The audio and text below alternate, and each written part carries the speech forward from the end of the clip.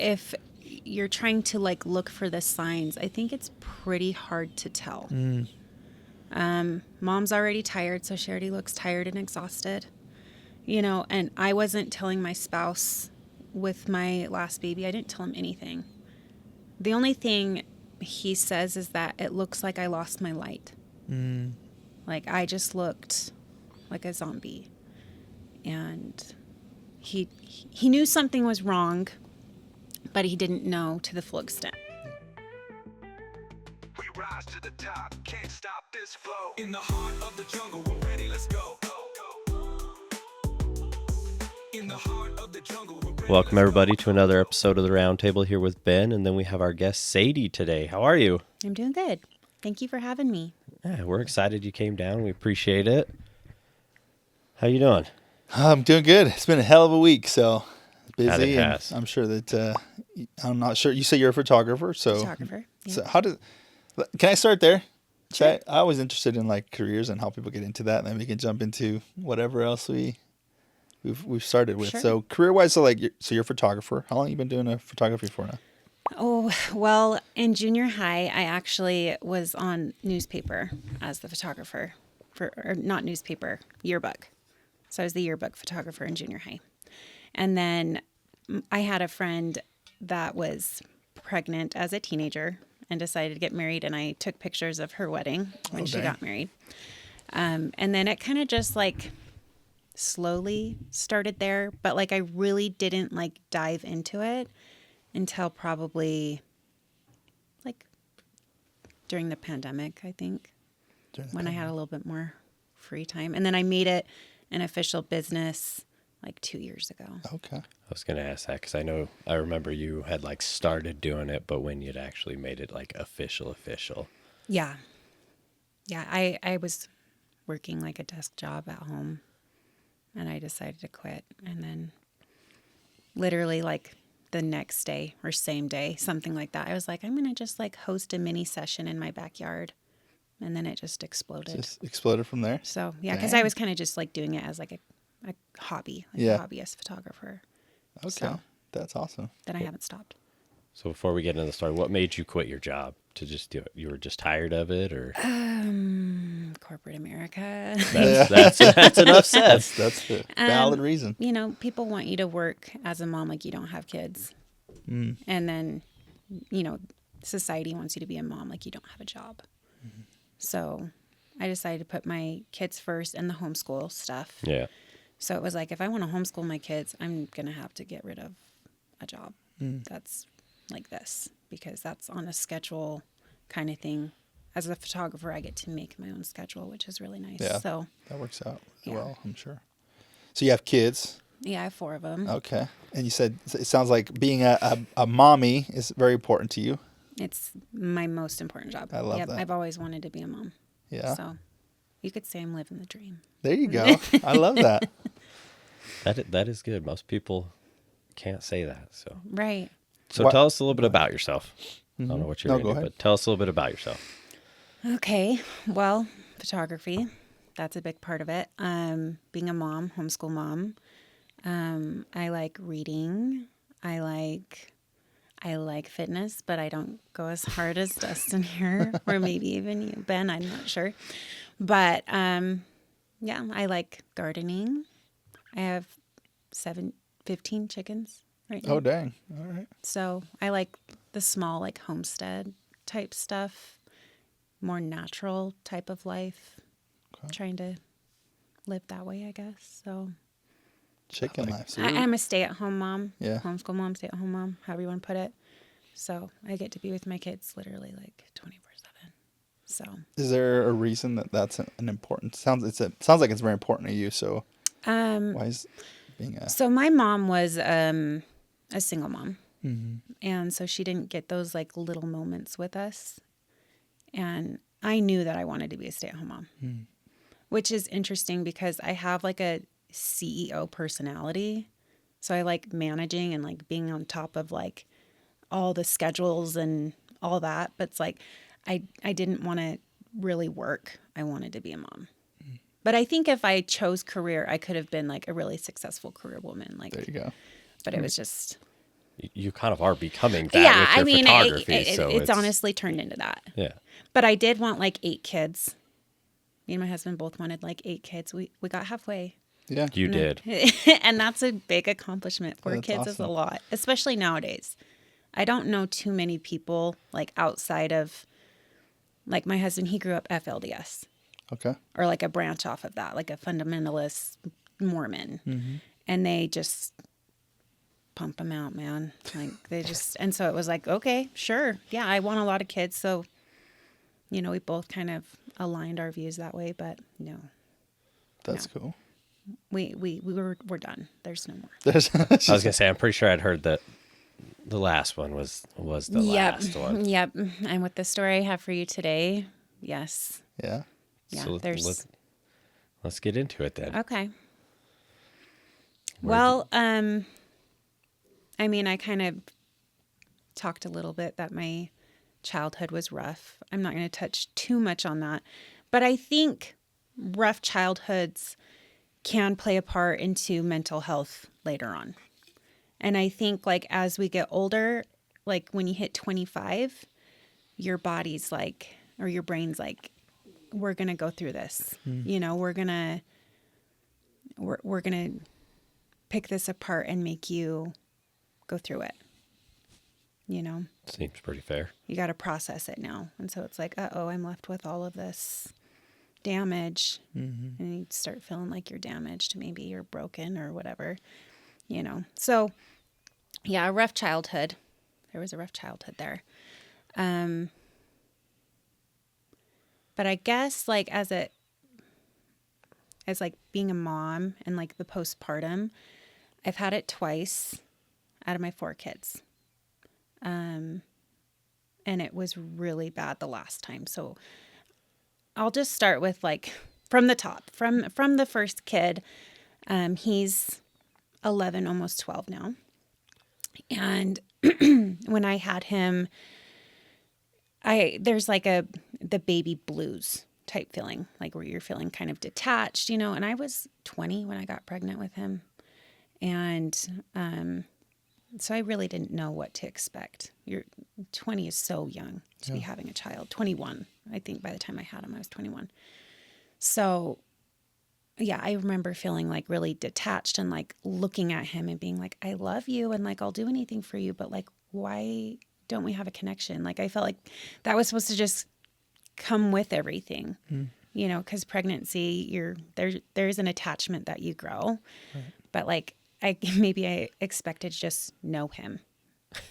Be like, I know who you are, you know? Yeah. So I don't know. There was a little bit there, but maybe only like a couple weeks worth. And then I was okay. And I was like, okay, picked right back up, you know? But with my second, my boys are only 14, 15 months apart. I had them pretty close together. So I was 22 when I had my second child. And I would say in the beginning, it was okay. Like I didn't feel anything. Like I was exhausted. I had a 14-month-old baby and a newborn. And so it was like, what do I do? If someone's crying, who do I prioritize? Right. You know? So I was like, I don't know how to do this kind of thing. But we decided to rent a house from my husband's mom's boyfriend at the time. So we were like in this little apartment. We were like, let's get into a home. And I felt like this would be a really good move for us, for my kids to have like their own space. They could play. There was a big backyard, that kind of thing. And as I think maybe a month or so before we actually decided that, I had lost a friend and her husband. They passed away in an accident. They were killed head on by a semi-truck. And that kind of started rocking me just a little bit to lose a friend that way. And not only that, we both had babies like literally at the same time. Our boys were 5 days apart. Wow. Oh, wow. And they were 5 months old when this happened. So I think that kind of, I mean, it definitely started something because I couldn't like put my mind around what was happening. Yeah. And again, being so young and really not having a ton of life experience. You really don't. Even if you've gone through a lot at 22 years old, you don't really know what you're doing yet. You don't know anything really. No, no. So it was like I couldn't fathom it. And her kids were in the vehicle with her. Oh my God. And they lived. Wow. So, I mean, it just weighed heavily on me. Do you still see these kids? What's interesting is no, but my son that is close to her son, he has had a speech delay. And so I had to take him to this like special school for speech. And her son was in the same class as my boy. And so when I would go in, I'd get to see him. But like after she passed, that was the only time I really got to see him, was that they had like made their way into this speech therapy class together. So It's wild how that works out. I have like, I'm in contact with some of her family still. And so she'll kind of update me on the kids, but like seeing them, I don't know. So I'm a little cold. I'm going to put my jacket on. Yeah. You're good. Like, oh, freezing down You're here. good. So I do have one question while you're doing that. Okay. Were you working like corporate America type job when you had your first two boys? No. You were a stay-at-home mom then? I was a stay-at-home mom, but like I was doing this affiliation program Okay. where I was like dropping coupons in like Facebook groups and like getting commission off of it. And I was making like $4,000 a month from doing that. So it's not like I wasn't bringing in anything. I was still being at home, with my boys. I was able to run with that for like a couple months, and then everybody else got on and kind of like took it. But for a couple months there, yeah, maybe like 3 or 4 months. I was just curious if the postpartum may or may not have had to do with if you were working like a full-time job or not at the time. I see what you're saying. No, that's not because I had to go back to work or anything like that. Like I was just mainly at home with my boys at that time. okay. So yeah. Anyway, so this friend passed, and then we decided to rent from my husband's mom's boyfriend, whatever, in this house, and that's kind of when it started, possibly because of the change of moving and the stress that comes with that stuff. But I don't know if like you guys believe in like paranormal stuff. Yes. But there was stuff there, and I had it confirmed by a neighbor. And once I found out about it, I was like, we're out. So what happened was we moved in. My mother-in-law was like, hey, there's a ghost in here. Like, and I'm like, okay. Yeah, you're like, whatever. I'm like, all right, children's games kind of thing is what I'm thinking. But I started like I'd be like sitting and having lunch with my boys, and I could hear like somebody laughing, like a man laughing. And I was like, that's weird. Like I just started feeling like there was like a deep, dark cloud around me in the house, And so I'm not sure like if it really had control over me, but I think that energy was definitely there and could have made me feel more worse. Oh, absolutely. Yeah. So it's like I almost started like hallucinating, which could be like postpartum psychosis, but like I'd wake up and I'd see like a figure of a clown in my doorway, and I'd be like, yeah, that freaked me out. And then I'd look closer and there'd be nothing there. And I was like, okay, what is going on? And so I went and talked to the next door neighbor, and I just said, my mother-in-law told me that, there's likely a spirit in our house. Have you do you know if anything ever happened over there? And she's like, oh yeah. The guy that lived there killed himself. Dang. And I'm like, no shit. Like, You're like, that explains a Yeah. lot, you know? So it was like, well, what happened? And I guess his wife cheated on him and he just couldn't take it. I think they tried to work it out a little bit, but he shot himself where I slept. Dang. And so when I was waking up with all these like, whoa, what is happening? I'm not sure if it was probably a mixture of both, like what I was going through and what he was going through. I didn't feel like he was evil. I felt like he was just sad, Yeah. you know, and stuck. Like he was just kind of like stuck there. So once I found out that I was sleeping in a room with somebody that had killed themselves. I mean, she got into detail too, this neighbor. She was like, oh yeah, I mean, when they pulled the carpet out, like it was awful. Jesus. And I'm like, maybe don't tell me that. Yeah, like, that's just, You yeah. gotta go to bed in a few hours. yeah, you know, it was like, okay. So we actually ended up moving back in with John, my husband. We moved back in with his dad in his basement because I was like, I can't. And financially, we could not stay on top of renting this house. Like this was like back in 2015 and my husband was making like $14 an hour Yeah. at his job that he has now, which he does not make.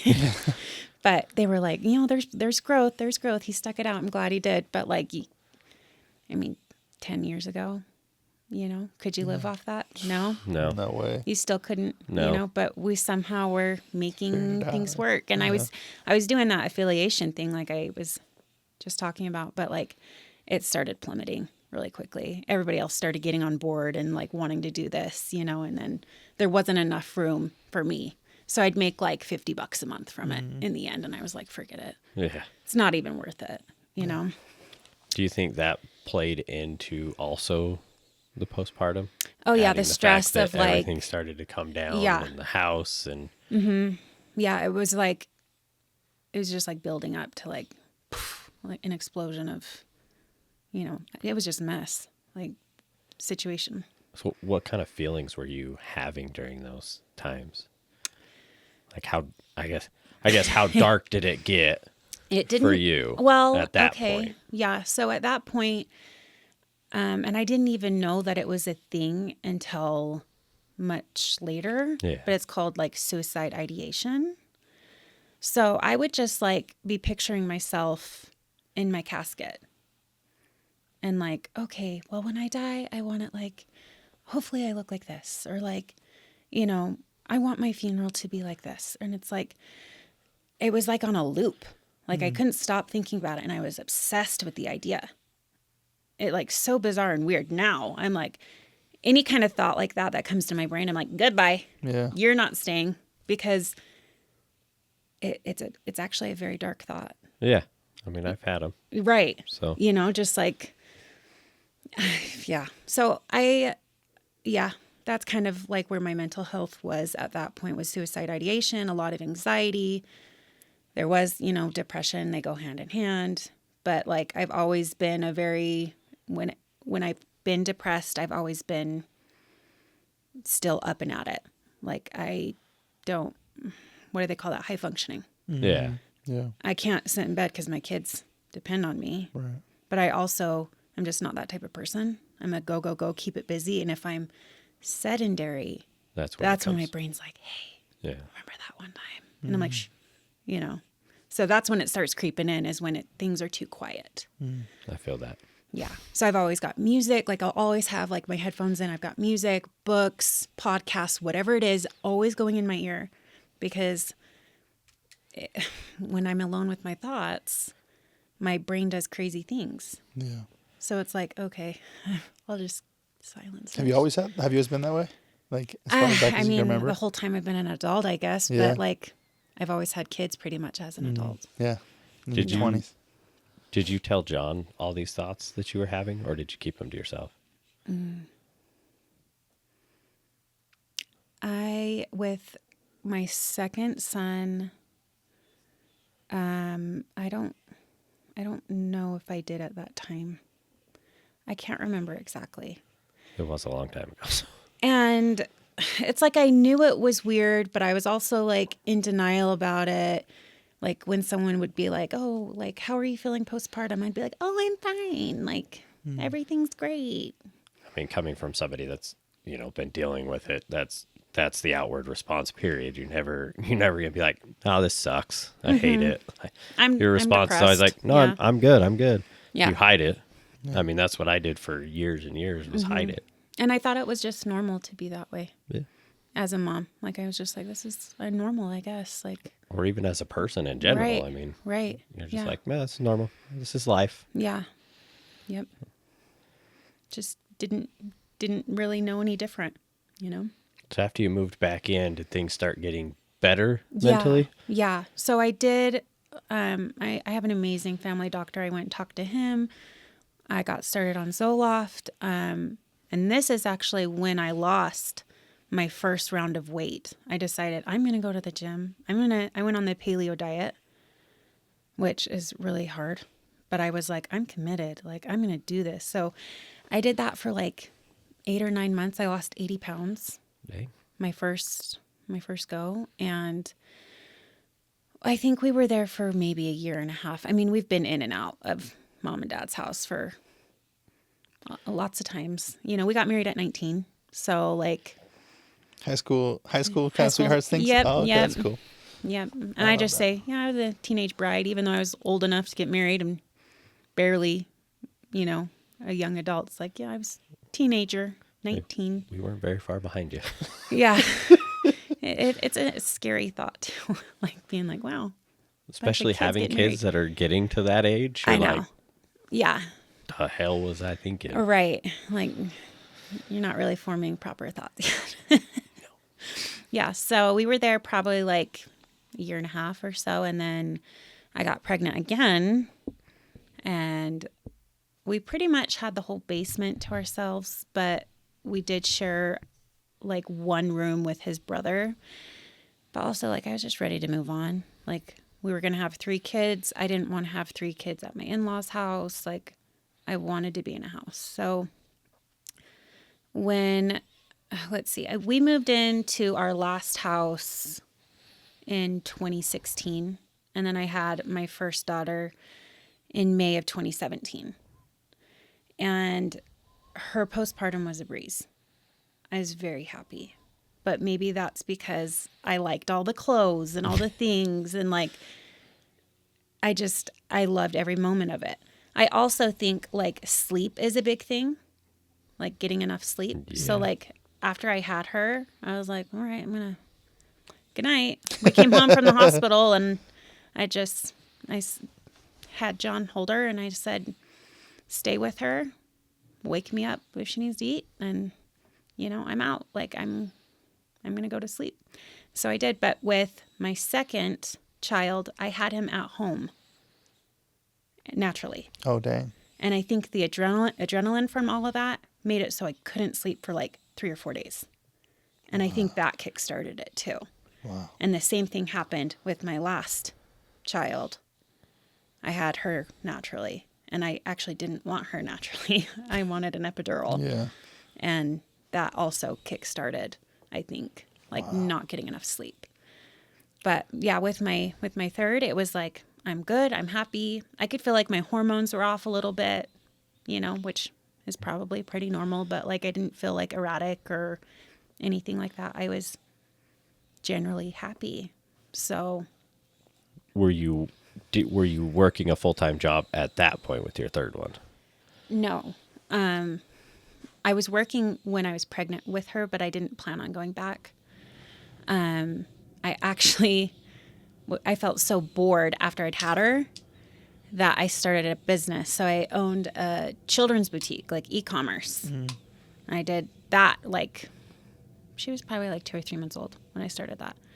But I was just like, I'm really bored and I want to keep myself busy. So, and that didn't seem to like affect my mental health in any way. I just felt like maybe I ran with that and felt like really accomplished and got like a high from it kind of thing, Yeah, you sound like a person that definitely is a go-getter. So good on you. Kudos. That's awesome.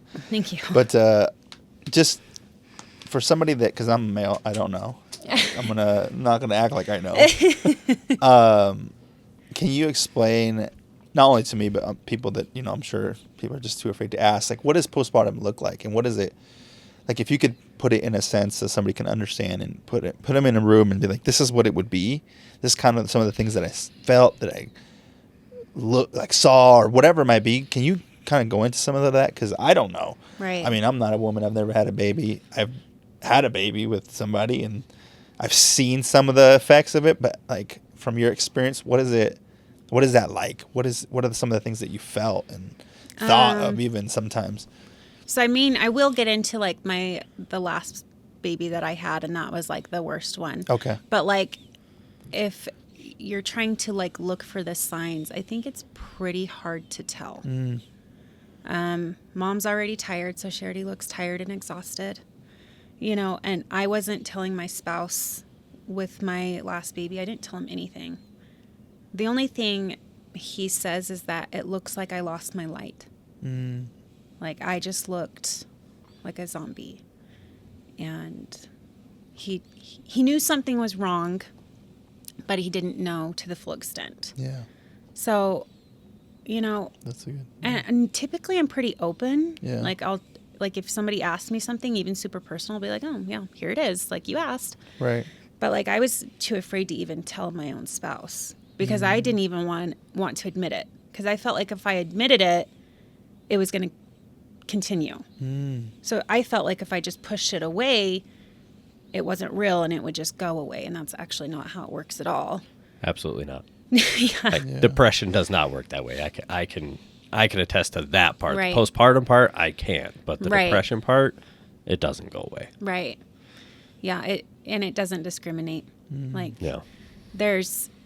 I think that's the hardest part for when I was going through it, is like, why is this happening to me? Because this is what I've always wanted. I've always wanted to be a mom. Like, I'm not going to sit here and be like, I'm the best mom ever. And, none of that. But, like, I'm a decent mom. My kids have pretty good lives, and they can tell me if I'm a good mom. I'm not going to parade that, but I feel like I could take care of them and that I was doing what was right for them. For sure.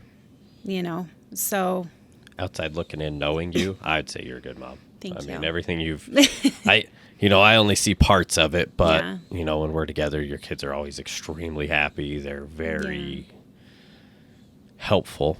Yeah. They're very polite. Thank So you. you have great kids. You've raised Thank you. great That kids. means a lot to me. Yeah. I definitely have a lot of love to give them and a lot of, like, nurture. But I'll let them tell me that. I think, like... Ultimately, that's Yeah. what we have to do. Right. we do the best we think, and Yeah. at the end of the day, I guess we'll Yeah. find out, For right? sure. Yeah. So, I guess with... I can start talking about this last one, Yeah. which... I mean, do you need a disclaimer? Do you need any... No trigger warning? Nope. There's triggers. We trigger you people know? all the time, so we're good. Well, yeah, with my last baby, I was working, like I said, I was working at an at-home desk job, which I actually really liked. I had a great pregnancy too. The only thing that was off was that I got COVID, and it was still kind of new. She's 3, and I had her in 2022, so it was still like 2 years after the shutdown, but there was still like strict stuff going on, and there was like an unknown. So other than that, like, I was the healthiest I'd ever been throughout my pregnancies. Like, I was golden. You were good, yeah. Like, and I just thought, yes, I had, a postpartum with my second, but it's like, I got this. Like, I didn't have any with my third, so there's not going to be anything, and that's actually not how it works either. Like, go figure. It definitely doesn't discriminate, like you said. Right. It doesn't. And, it could have been, I will say too, that I didn't have a lot of support. I've never had a lot of support.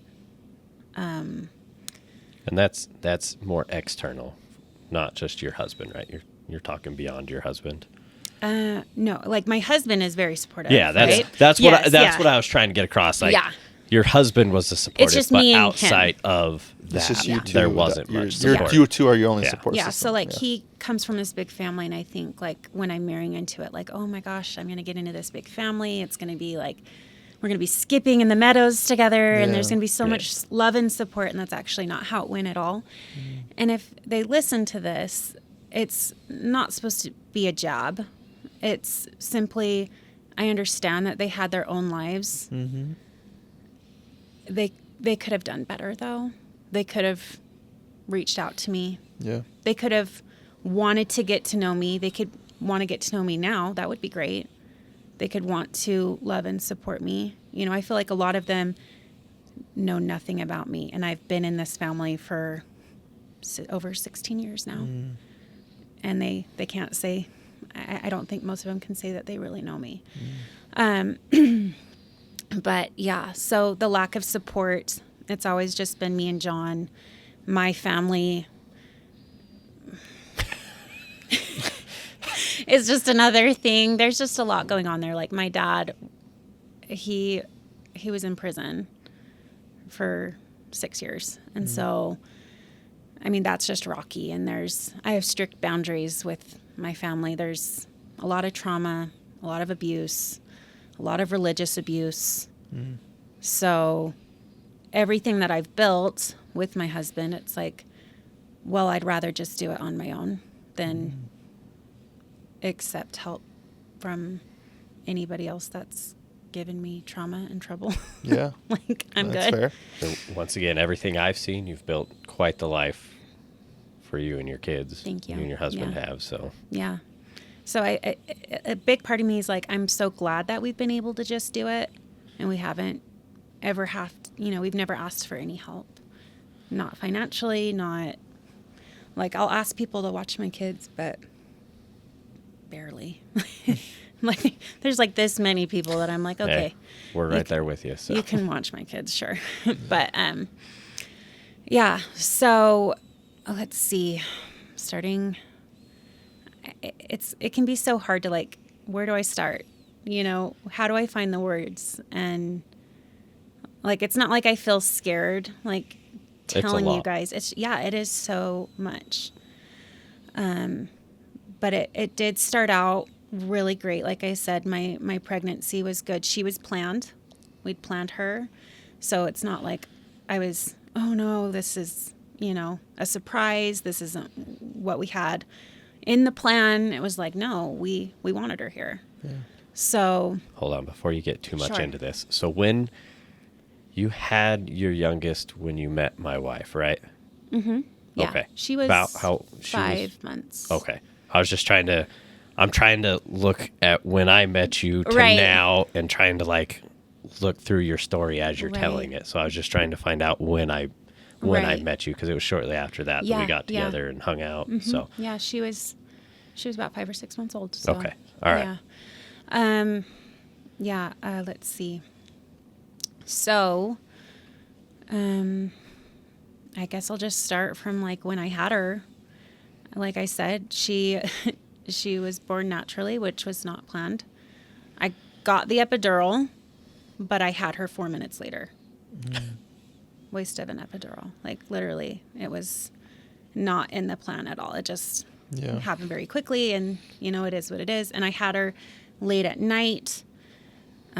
She was almost like born the next day, basically, and you have to do so much after you have a baby. They have to check all these things. It's not like you can be like, I'm going to See sleep. ya. all right, Yeah. now I can eat and sleep. And like, that's not how it is. We didn't get to sleep until like 3 or 4 in the morning. Jeez. And then they're An hour later, they're in your Yeah. room checking on you. they're Yeah. like constantly coming in, and it's like, I probably should have put her in the nursery, and that would have helped a lot so that I could catch some sleep. Because I actually did that with my other daughter, where I sent her to the nursery and stuff, but we weren't in a pandemic. Mm-hmm. I didn't want to send my baby to the nursery in a pandemic. Like, we weren't even allowed to have visitors when I had her. Like, it was just me and John. And anytime he left, he basically had to check back in with the nurses and like show them what he was bringing. Like if we were bringing food or if like, oh, you brought stuff from home. Okay. And they just kind of were like questioning like what we had and stuff. I get it. But it was hard. Yeah, for you sure. know, like you don't want to have a baby and like, it's not like I wanted a whole bunch of visitors, but I would have loved to have like a friend come in, you know, and maybe relieve John for a second or whatever, but it just didn't work out that way. So I was trying to like get out of the hospital like as soon as possible. I hate the beds there. Like you can't sleep. The interruptions are awful. Like it's just not my thing. And all the rules. And yeah, it was just like, I don't want to be here. So I remember starting to feel off almost by the time I was just discharged from the hospital, where it was like, I just feel so weird. And it's so hard to explain, but it's just like, honestly, like a dark feeling. And it was like, I just need to go home and sleep. So we broke out of the hospital at like 1 a.m. And we went home. My brother was with my kids. We're trying to get through the front door. Nobody's answering.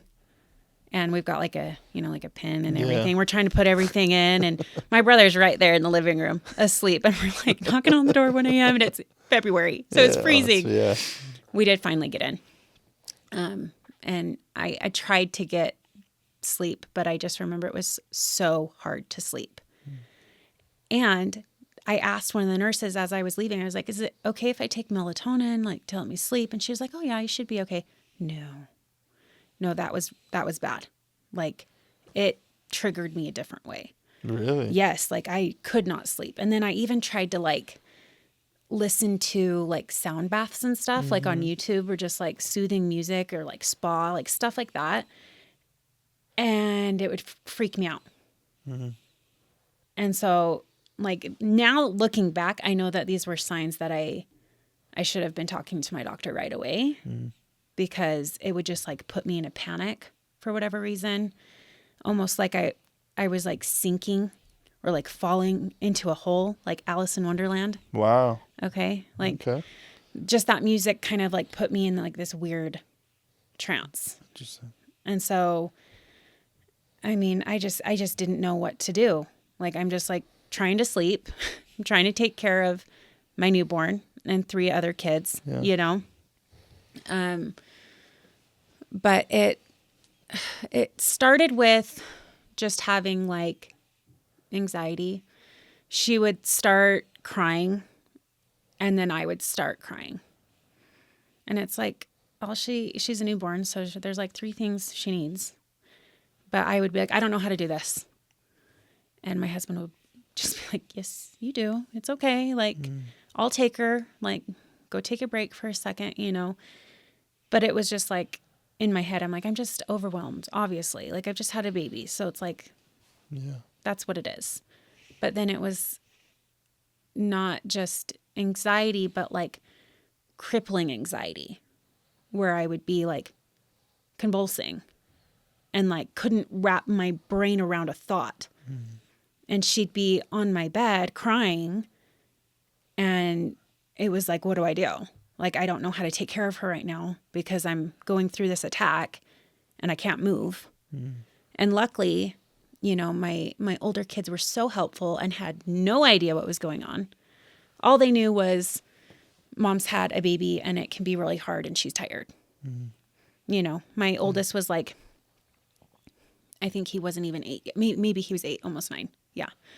So he would come in and he'd be like, it's okay, Mom. I'll lay next to her. And then I was able to leave and like go get a drink or like go get a snack, you know. And I wasn't eating properly. You know, even though I had people bringing me dinners, I couldn't eat. Like the anxiety was so bad that it was affecting my appetite. Where I'd have these like delicious meals in front of me and I'd be like, I can't eat anything. And then the only thing I was eating, the only thing I actually wanted was like the worst thing I could have been eating, which were chocolate covered coffee beans. That does not help. No. Yeah, I can help you sleep. No.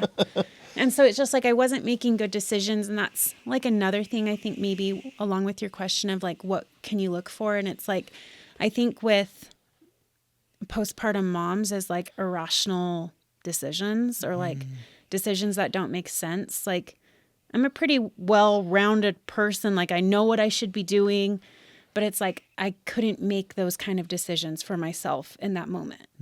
Like I couldn't figure out what to eat. I couldn't figure out like how to take care of myself or nourish my body. So when I kind of did start talking to like my sister-in-laws and stuff about like what I was going through. And it was like, oh, well, like make sure your diet's good, like cut out all sugar, start taking like ashwagandha tea. And I'm like, oh yeah, these are great ideas. Like, duh.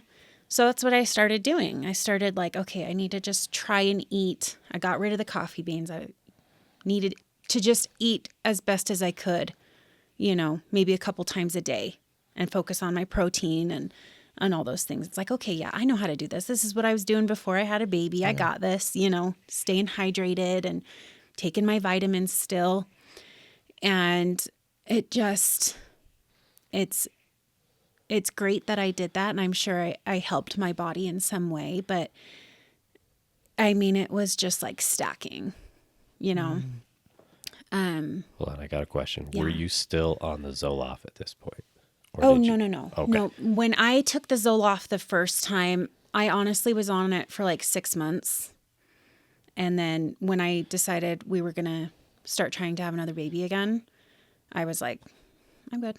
Like, Okay. I don't need it anymore. So I weaned off of that. So I had not been on anything.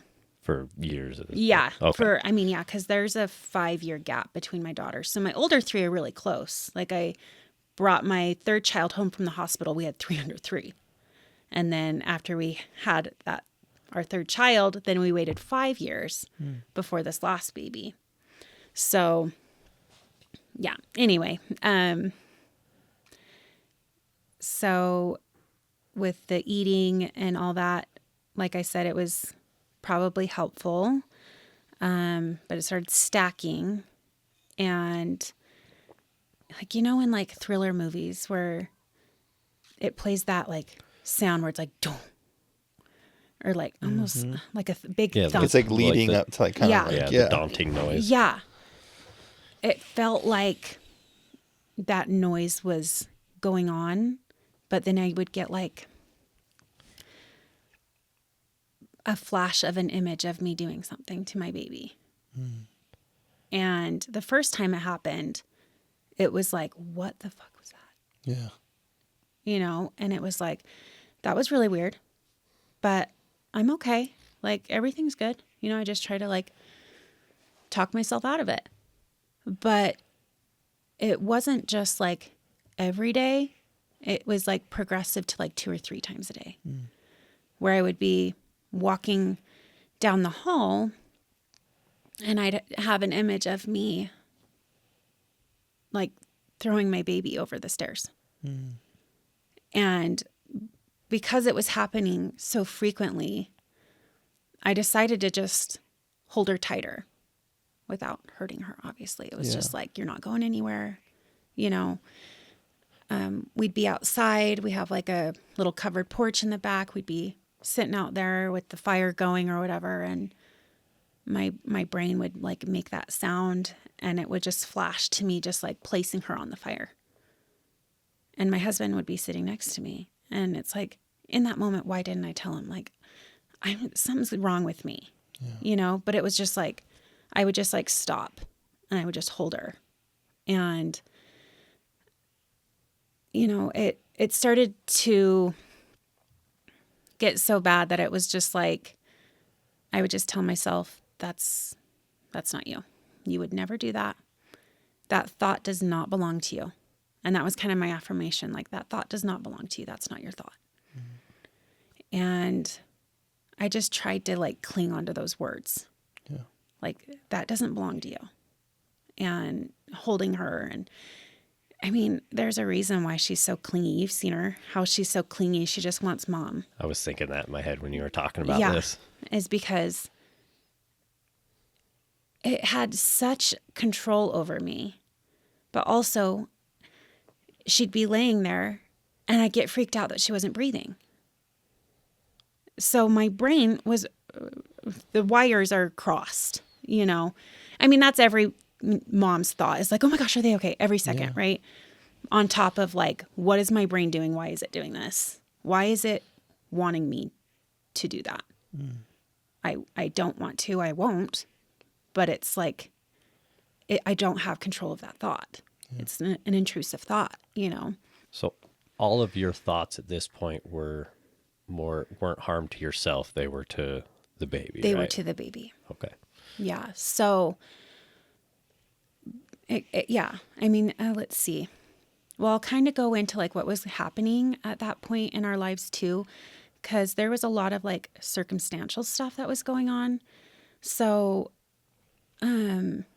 my older boy, he was having a really hard time at school, and there was so he was in like third grade, and there was like a 6th grader that was bullying him.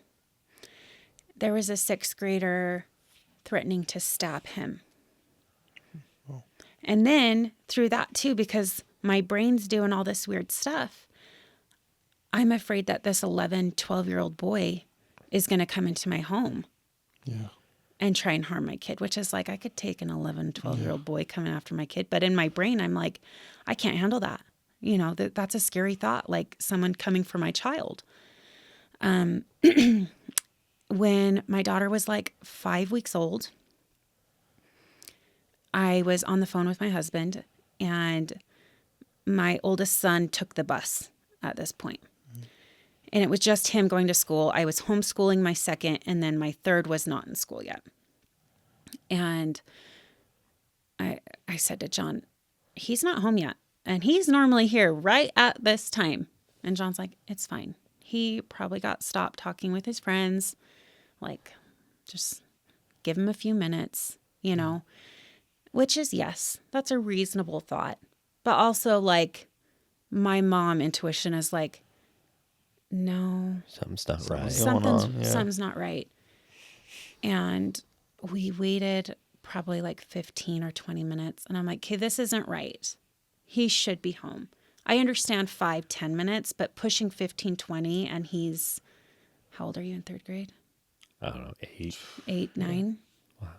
Yeah, I would say 8 or 8 9. because 9, because I'm pretty sure that's the grade Aspen's in. No clue. Yeah, so I mean, and our street is it's a busier street. So it was like, I don't like this. So I opened up the front door, and I do see him coming. And I'm like, oh my gosh, are you okay? What happened? And I could just tell immediately that something was wrong, but he like ran past me, so I couldn't like really see him. He just kind of like ran in through the door, and he ran to the bathroom and locked it.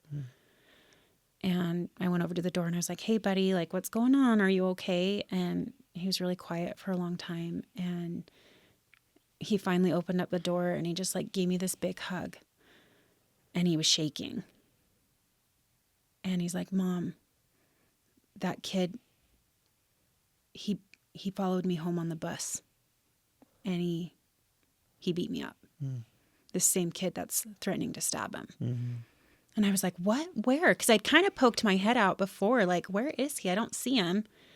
And like the way our house is like there's like a little bush, like as like a fence, you know, but it's like I don't even know what they call them. But it's big, thick bush, and I couldn't see past it. And that's actually where he had taken him to beat him up. And he wasn't bleeding, I don't think. I can't remember. Yeah. But he looked like disheveled and, you know, shooken up. And I'm like, what the heck? So I take my baby over to the neighbor's house. And not that I'm going to go fight an 11-year-old, but I'm like, I'm going to go talk to his mom.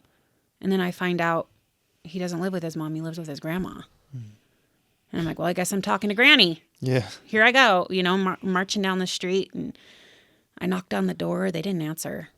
And so I'm like, well, unfortunately, I'm calling the police then. Because there's been threats. Now he's getting physical with my child.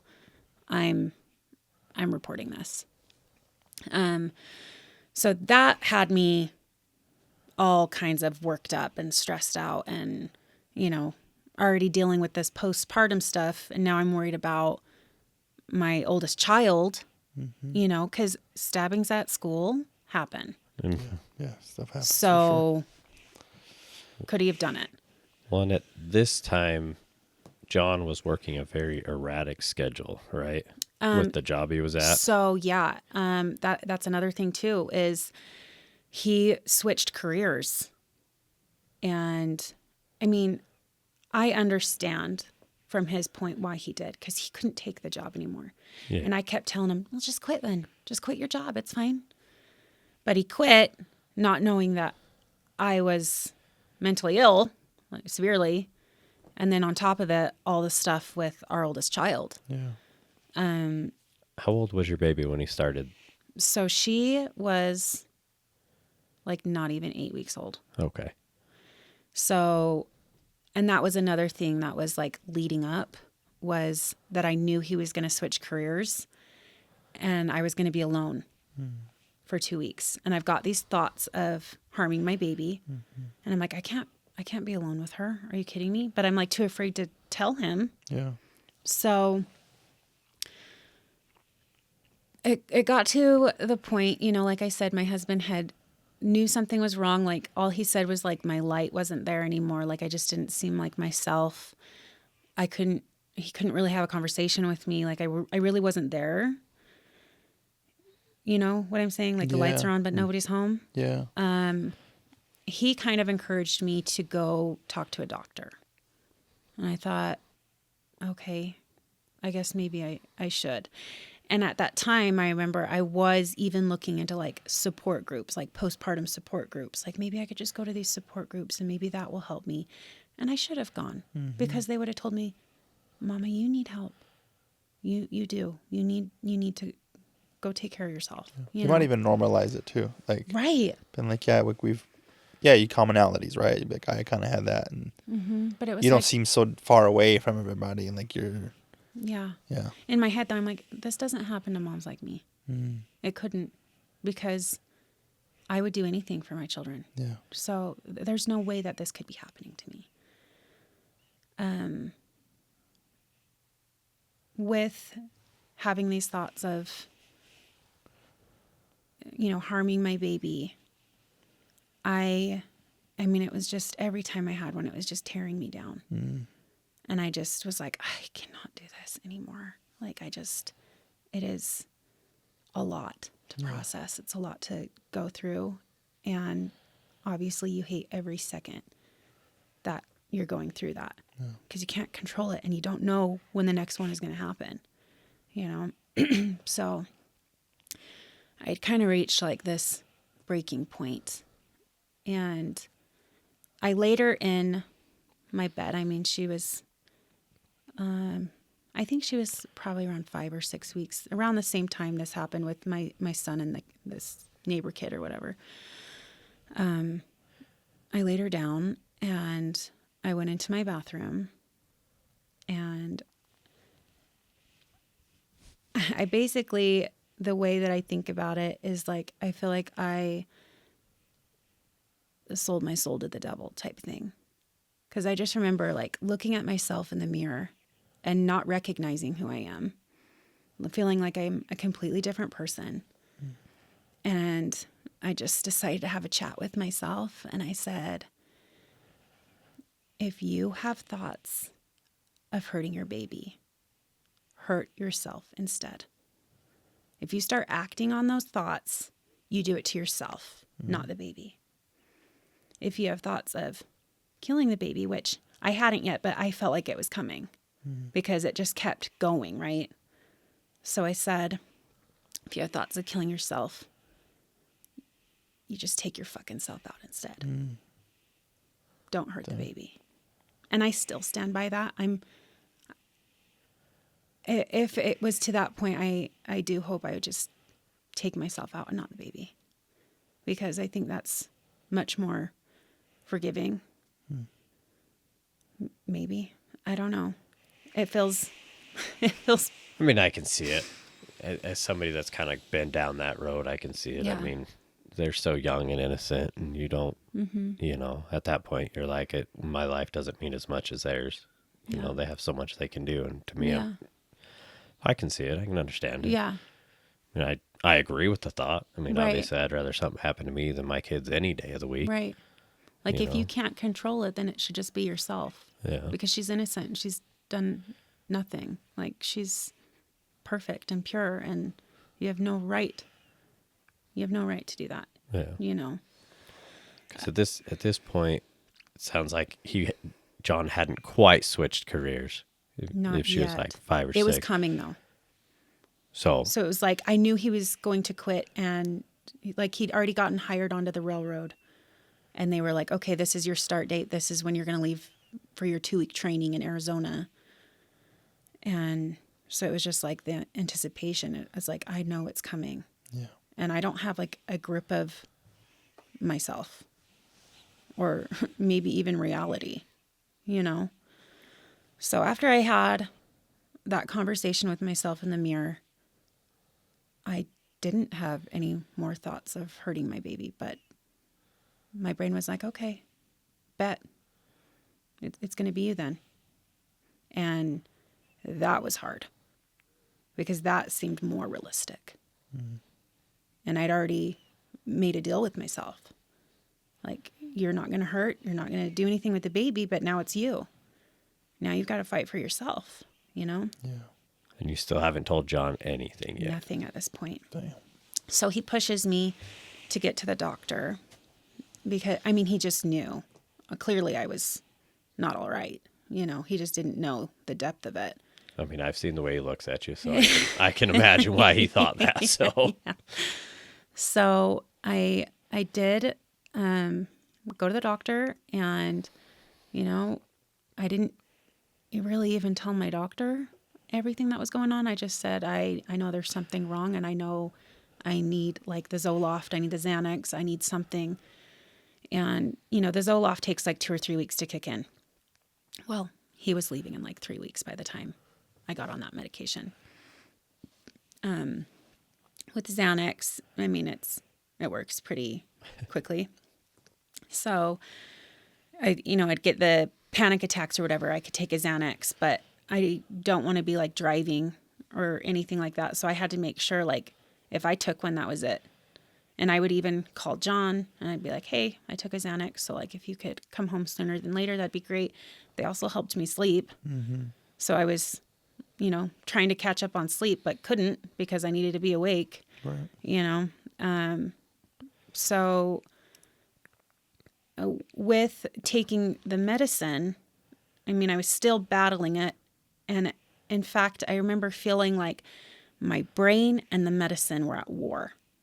I could feel like those intrusive thoughts just wanting to come in so hard and take over me. But the medication was like really fighting back. So while that medication was kicking in, I was still having like really crazy anxiety where it was like I was shaking and like I could feel like the medicine wanting to work. And so I'd be like coming down from, this panic attack, but it would be like, it just felt like a war. That's the best way I can describe it. It was like, they were both going against each other. that's interesting. I mean, I know when I took him for a little bit, I just went numb. Mm-hmm. I couldn't feel anything. Everything was numb. Wasn't happy, sad. I was a body. Was all I Right. was. So it's interesting to hear that yours were more fighting each other. Mm-hmm. Yeah. So right before he left, this was like one of the last really big panics that I had, and the thoughts and everything were still there.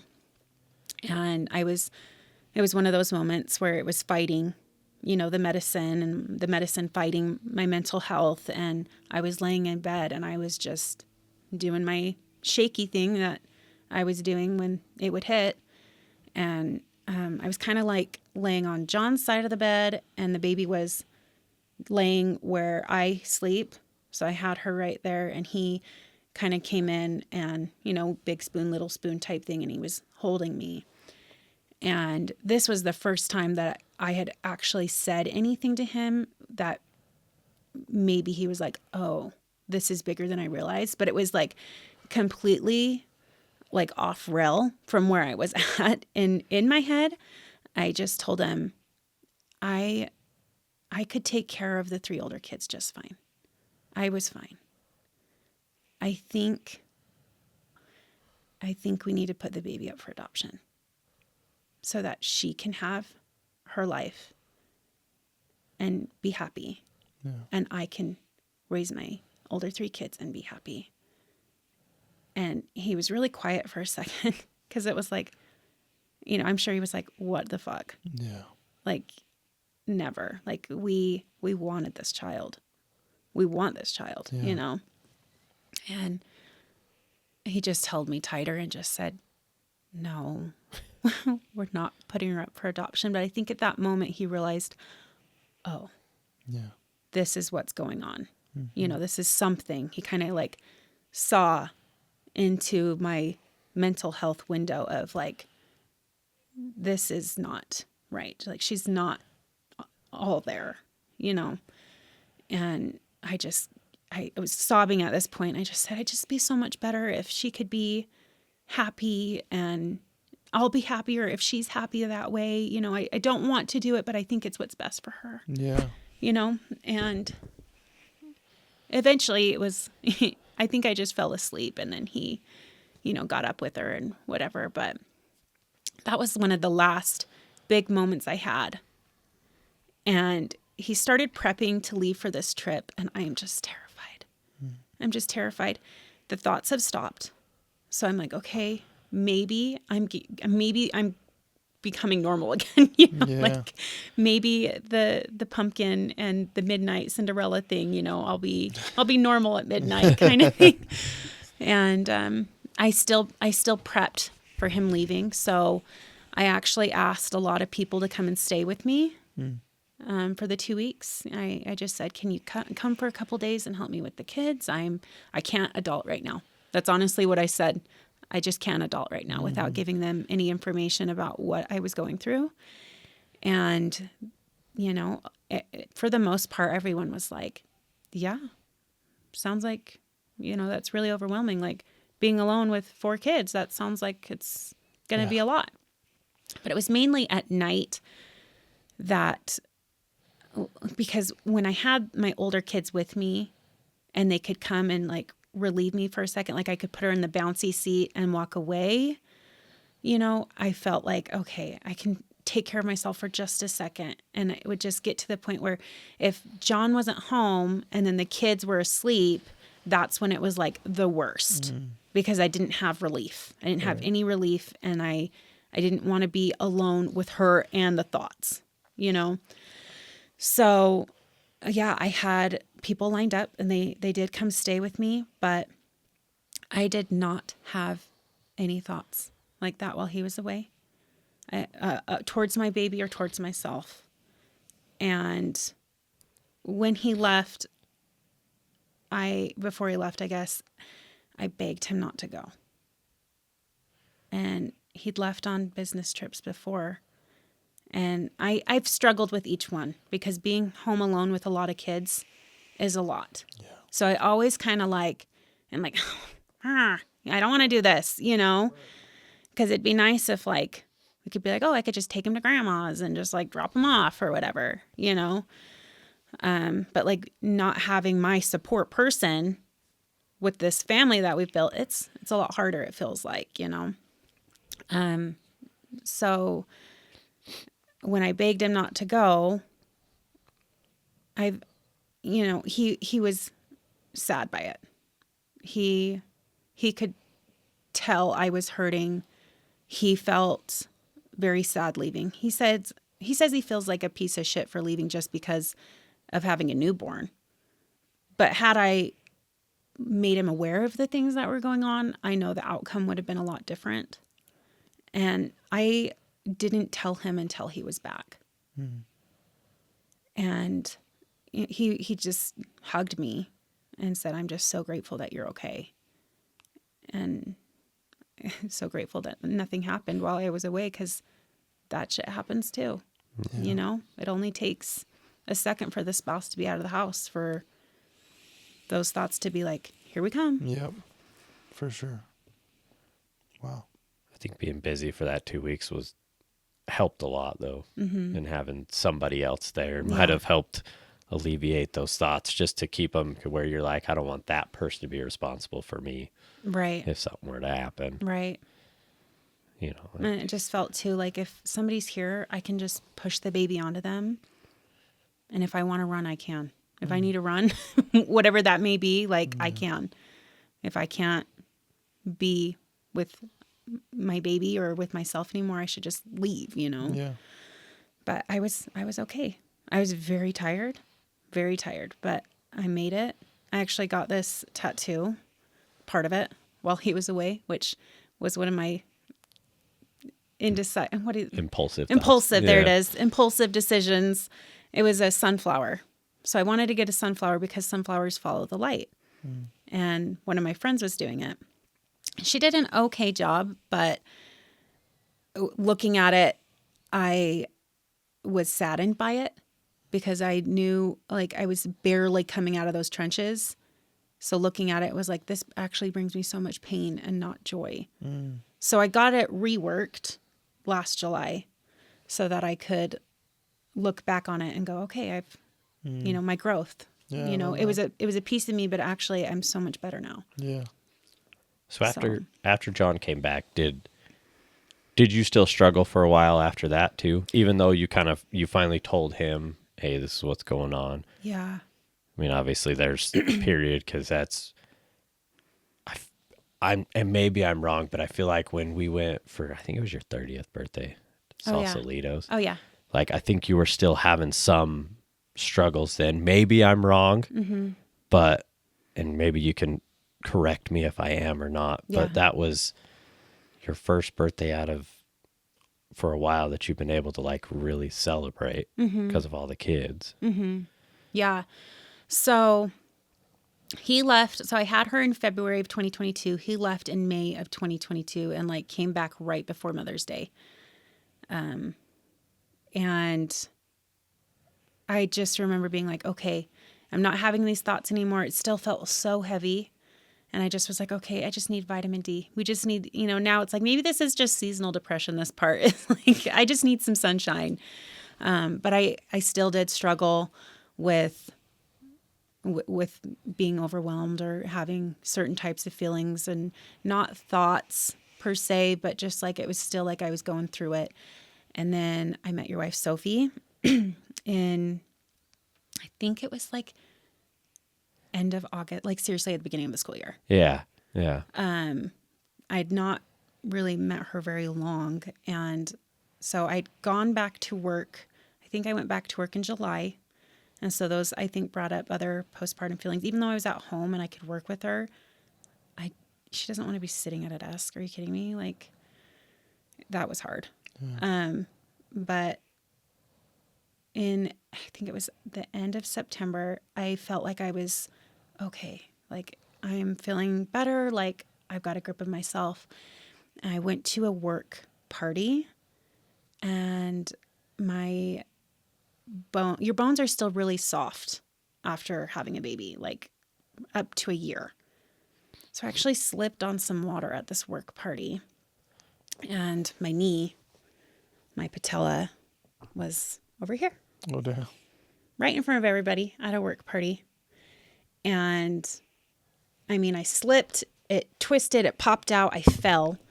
I hit my tailbone really hard. I had my 2 girls with me at this work party. I'm on the floor, my kneecap's over here. And in the moment, I'm like, holy shit. Yeah. You know, I just grabbed it and I pulled it right back Damn. in. Just like one of those movies where you know, they've got the arrow and they're ripping it out. Yeah. That's how I felt. I was like, holy shit, well, I got to put it back in. Yeah. And my doctor actually said that was the best thing you could have done, because it's more damaging if it's like hanging on the side of your leg. Well, that kind of spiraled me again. Not to where I was, but just like when you're physically down, that's another like So it just felt like I was hitting another roadblock. Like I was finally coming out of it. I was finally, feeling happier and getting on a routine and, feeling like my normal self. But then my baby is 5 or 6 months old, and now I'm on crutches. I wasn't supposed to drive, but it's like, well, I take my kids to school. Yeah. So I'm going to driving. drive. I guess Yeah. I'm driving with my left foot. Like, I don't know. So that had me, they even told me I wasn't supposed to squat. I wouldn't be able to squat. They're like, you're likely never going to be able to squat again because of this. Well, I do. I went through my physical therapy and they were like, if you just keep up at it, like you'll be okay. And so I do try. I still try and work out. Like sometimes I'm going hard. Sometimes I'm like, yeah, I'm doing 5-6 days a week. Right now it's like maybe 2. Yeah. That's my life right now. But I'm still doing it because I know it's important for my physical body. Having 4 kids was a lot on it.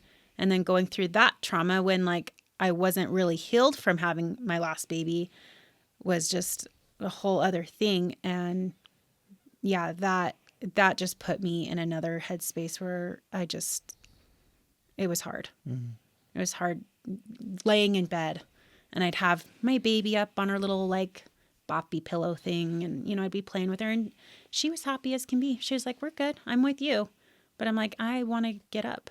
I want to get moving. Like I really couldn't do anything around the house. Couldn't do my laundry. I couldn't really cook. It was all very Sedentary. Yep. And the kids, it was just like, well, fend for yourself kind of thing. And again, it probably didn't help that John's schedule was super erratic at this point. Oh, yeah. And he was working at the railroad, and that was hard because he was basically just on call. So he'd go to work and he'd come back and he could get called out after 10 hours from being home. So as soon as he's home, he has 10 hours before he can get a call back. And he's got to sleep and do everything. And he's got to sleep and take care of himself and like, And it was nights too, wasn't it? It was whenever. Yeah. It was seriously whenever. The only time we knew he was going to be home was for those 10 hours. Wow.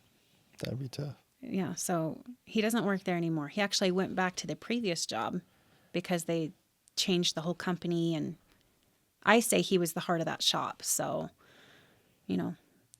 Sometimes losing a good thing makes you realize things. And I think that's what it took. And now, he loves being there. He's where he wants to be. There's potential for growth, Yeah. Can I ask something? So Sure. You went through, obviously postpartum, there's a lot there. Was there a specific moment where you're like, okay, like I see light, like I'm starting to kind of get back to your routine? You mentioned you had a routine that you were kind of following. I guess like a 2-parter. Like, was there a moment where you were kind of like, okay, I'm feeling good now. Like I'm feeling a lot better, like myself. Yeah. Like I get the sense that you're very you're go. Yeah, go, type A, like. Yeah. And I'm wondering what that routine looks like that makes you feel that way, and if there was a moment that you can remember back to be like, okay, like I kind of feel good right now. Like, Yeah. I think after like my knee thing, I think it was like probably when my daughter was actually like 18 months. Like, and probably quitting my desk job. Because I actually wanted to move up in that company and had the opportunity to. They wanted me to. It was like, the position's yours if you want it. And it was like, I don't know how I'm going to balance that with my kids and like my baby being very needy. Like she needs me at all times. And then it was like, our kids' school closed down. And I think that was the factor of like, okay, I can quit my job because I need to homeschool my kids now. And I think that July was like, yeah, I feel like that's probably when I saw the light of like, I'm free because I don't have to answer to a job anymore. I don't have to be on somebody else's schedule. Yeah. I can take care of myself the way I need to, So I would say that's when it was. I was going to ask if taking on the role of homeschooling 3 kids helped or hurt at all Yeah. in your postpartum depression series. No. Because that's a lot. But Yeah, it is. It is a lot. Actually, at the end of, so I was out of it, out of all my depression stuff. Like I've been good for a while now, but I did feel a dip last May when school was ending because my brain is quiet. And so now I know like we're going to keep the ball rolling. We're going to, summer activities, do and sports, summer and activities and, plan things. I think my photography helps a lot. Last year, it started picking up, but this year, like I'm booked out. So I have things to do. I have things to look forward to, Yeah. Good. Yeah, I That's love good. that. That's awesome. I feel like I had another question, but now I can't think of anything. No, I think so. As far as you got started homeschooling, you felt good about it. How involved was sounds like your husband in that process of like, because it sounds like you two are your main support systems. Yeah. So how involved was he with you with that process after he kind of saw, okay, she really needs support here? Mm-hmm. How did you guys work together to stay good? Because I feel like it's very easy in a relationship to, at least from my experience, if one goes the other way, it's easier to sometimes like, oh man, like I'll just let her do her thing, or you go too far into it, and you're like, and then it's like, Overwhelming. I need my space. Like, how did you guys manage that? Like, because that's a lot for both of you. He's going through a job change. You're dealing with all this postpartum stuff. You're a go-getter. You're doing all this other stuff. You got 4 kids. He's got to leave for 2 weeks. He just changed jobs and he moves jobs again. That sounds like a lot of like just stuff, just life. Yeah. Like, how did you guys? A lot of bullshit. Yeah. Like, but it also sounds like you guys got a good core, a good relationship where you guys support each other. Yeah. What does that look like? And, how did he play a role in that support? Because, it's just the two of you. Right. So I had a lot of resentment actually towards him when he came back. It was like, if you wouldn't have left, like maybe I wouldn't be feeling this way, because if you didn't switch jobs, maybe I'd be okay. Because maybe this was a big trigger for me, kind of thing. And then dealing with his like railroad schedule was really hard. We had a lot of hard moments, and we managed it by my big mouth. I just came to him one day and I said, take your pick, buddy, railroad or me, because I'm doing this all on my own right now. So if you want to do your thing and be on your own, then is it railroad or is it us? Mm-hmm. And it was like an oh shit moment for him for sure. And it's not like I would have left that instance or whatever, but it was like something needs to change. Yeah. Something's got to give, because I am fighting for myself right now and I'm coming out of it. I'm crawling, you know, but this schedule is like making me feel defeated. And what happened was one of his buddies from his previous job called him and said, hey, we miss you after you left. And this buddy isn't in management or anything. It was just like a pure, like heart-to-heart friend conversation. Like, it is so much better now. You should come back, give it a try. I think they're even willing to pay you a lot better and put you in the position that you actually wanted. And so he jumped. He did it. He quit the railroad and went back. Yeah. And he's been back at this job for 2 years now. Good. So in a total of like 9 or 10 years that he's worked there. That's awesome. Yeah. Yeah, that's great. Sometimes it takes a woman, though, to be honest, to those difficult, not just a woman, but in a relationship, those difficult conversations are so crucial. Right. And it hurts and it stings sometimes, but you can get so much growth and so much good out of that. And he's grateful that I did it. He's so happy because he really loves his position now. Yeah, I love that for him and you guys. Well, and everything tends to align the way, like that conversation might not have hit as well with his buddy if you hadn't given that conversation beforehand. Because I would take it that they were pretty close together. I mean, I'm sure at that point he was like, I need to start looking for something else, or start talking to him to be like, I need a set schedule. Right. Because this is not working, which I mean, I knew you at this point, and from the outside, I was like, I don't know how the hell she's doing it. Right. Because there was times that were like the movie Click. Yeah. I think that's what I was on. On the Like button. mental health is okay. That's all I need. And I can just survive. That was it.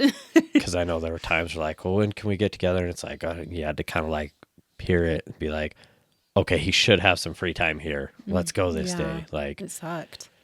we're working this things out. Yeah, it was. Yeah. Like he could request days off, you know? So if it was something where it was like, I need you here, then he'd be like, okay, I will request to have that time off.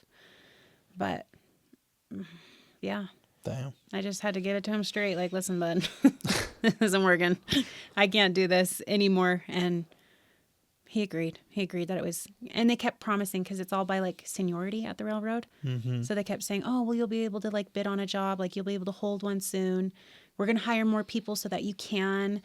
Just never happened. And it was like 9 months. And I'm sure if he would have stayed, it would have happened. But like, I think as a family man, I mean, sounds like, you know, when you first started talking, you know, you both have had ambition and have ambition of creating a beautiful family. That's important to him. That's important to you. yeah. I mean, we both have job the and stuff same like that values. is important, but you can always figure it out. And it sounds like he did. So that's Absolutely. cool. I love that for you guys. That's amazing. Yeah. I mean, That is hard. I mean, I know again, outside looking in, once he did change, you could tell your happiness went up Yeah. a lot, and so did his too. Mm-hmm. I mean, there was times, like I said, we'd go hang out, and he'd just be like, "How long? You know, oh, I got to go to work in a few hours," or Yeah. It was like miserable. yeah, it's like, Yeah. well, you know, I just got off shift like 2 hours ago, and at some point I got to sleep because I could be called back in a few hours, kind of a thing. Yeah. It was crazy. And then at that point too, like my sleep was important just from having the baby and going through my postpartum. And so we kind of just had to work it out where it was like, I think he did get one like set day off, if I remember correctly. I think he did get one day off because I remember we had like a deal where he, on those days off, he would take care of the baby that night so that I could try and catch up. And that would kind of help me basically get to the next week, Yeah. you know? But So still, that's not.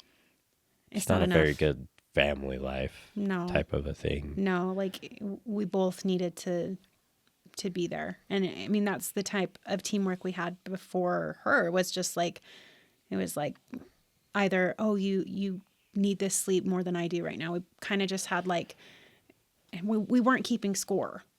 It was just like whoever, Yeah. Just teammates. Just, right, Yeah. just doing it. It's really just we're a team. You both do this, I working do it this. together. But it was like, this was like scheduled out. And it's like, this isn't working for anybody. You can't live that way. No. You Not really with can't. 4 kids and a baby. Yeah.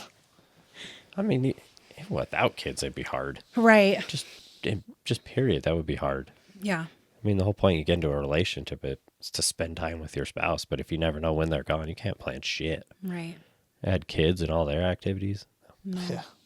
No. Yeah. That's tough. But So we made outside it. of photography and family, is there anything else you have going on? Is that your main thing right now? Yeah, I think just trying to take more time for myself. I've been getting back into reading books, which is like I took 10 years off and used to love to read. And I was like, well, I don't have time for that anymore. So I just kind of like really stopped without even like being like, well, I'll try. It was just like, no, I'm not even going to try. And now I'm like, I should do that because I really enjoyed it. I think it helps me like stay centered and grounded and puts me in a different world, you know, escapes reality a little bit. So Okay, the last and final thing is, what's Okay. your biggest growth? Where did you go through your biggest growth, and how did you get to the point, the mindset to be like, I need a change? Which we may have talked a little bit on it, but at what point, and what are some of the big factors that you've stuck to? Like, okay, I'm doing this for myself, I'm doing this, Yeah. but these are my growth to get to where I'm at. yeah. So I feel like what really kind of like changed my mindset to help get me on a better path was I saw this quote that said, "You would die for your kids, but would you live for them?" And I love my parents very much, but And I know they love me very much. I just don't know if they would live for me. Right now, I just don't feel like they do. So for me, of course, I would die for my kids. Like what parent wouldn't? But I would live for them. And I will do everything I can to make sure that they have a very blessed life. That's all I could want for them. So the steps that I know I need to take is taking time to make sure I'm taken care of, because parents need to be taken care of too. Yes. You know, it's for a long time, I feel like I was just taking care of the kids. And it's like, finally, like, you can get dressed. You can do things for yourself. You know, you can read a book. You can watch a TV show and not feel guilty. You can take time away from the family and you're not robbing anybody. In fact, John wants me to go take time for myself. He's like, I got this, which I love about him, because he'll just be like, I got this. Go do whatever you want to do. If you want to go, like, I like to go thrifting a lot, so I'll do that, you know, or I'll go get a coffee, or sometimes I've just like sat in a parking lot where I'm like, just going to sit here and listen to my music and just be by myself. Like, you know, he lets me have that moment. So I've been taking more of those moments. But also another thing that's been super helpful, that's just because we grow, is my children growing. So now my oldest is able to help me watch my kids. I can leave him home alone and have him watch the kids for me for a little bit. And he's happy to do it. He loves helping me. He's a rock star. He is, because he like steps up to the plate. Like, he's always like, I love being the man of the house when dad's away. Like, that's kind of his thing, you know, and I'm proud of him for that. He's good at it. He's great at it. So I feel like now it's more like, okay, I can see us as like a tribe and a community, and it's not just like me fighting to take care of them anymore. Like, now my kids are being self-sufficient, and, you know, they're growing into their little human selves, you know, they're having their own thoughts and stuff, and they love me. They want to take care of me. They want to spend time with me. And that's another thing too, is like carving out time of our busy life to be like, I want to spend time with just this one child, because we can spend family time together, but I'm nervous that one of the kids are going to be like, I didn't get a lot of time with mom and dad as a kid, you know? So I try and like carve out that time, even if it's just to the grocery store, like, come with me to the store. You know, I've got to grab some milk or whatever it is. I'll just grab a kid or two and be like, let's go. That's cool. So, I love that. Yeah. That's amazing. Yeah, you sound like a wonderful parent, and along with your husband, and you guys are definitely creating some cool little kids that are going to be some awesome rock stars, and you guys are cool too. So Thank you. I love that about you guys. That's super cool. Thank you. So the last and final thing is we always end with a challenge for the viewers. Okay. So what's your challenge to them? You should have told me this before, so I could have come up with a good challenge. Well, give me an example of like, I mean, what somebody even will say. Postpartum stuff, right? I mean, Okay. maybe down that road of like, you know. Okay. I got a challenge. Challenge is if you know a mom has just had a baby, even if she's okay and her mental health is okay, you can help her by making her dinner, coming over to just sit and talk with her, cleaning for her. Hey, let me push this laundry through for you. And if they say no, oh, it'll just take me a second. Just let me do it. You're fine. Sit down. Oh, do you need to take a shower? I will hold your baby. I'll make sure your baby's okay while you take a shower. Because I feel like that's a common thing where moms are like, I can't even shower because I can't leave the baby alone, or you've got other kids that can't watch it, you know? So it's like, I'll just come and I even offered my mom friends, like, if you need somebody in the night, I'll come and be with you at night and help you with whatever you need at nighttime. If you need that, if that'll help you. So that's my challenge, is if you know a new mom, just do something small for her, you know, that will help her a lot. Let her know that she's doing good and she can confide in you, that type of thing. Yeah, I love that. That's a good really one. Good. Yeah. That's honestly where I was hoping you were going to go with it. So something along those lines. Yes. So, well, we really appreciate you coming out and taking some time and sharing your story. I know it was a lot of tough times, but Yeah. Seriously. But we appreciate I'm it. golden now. I feel really good. I feel on top of the world now. Yeah, So that's Good. amazing. Well, thank Yeah. you seriously for taking the time. It's Thank you, guys. It's super. That's a lot of vulnerability there. So I appreciate you sharing that with us. It is. But thank you. I feel like someone will benefit from it. Yeah, Absolutely, somebody Definitely. will. Yeah. thank you so much. Appreciate it. Thank you. Thank you. Thanks, guys.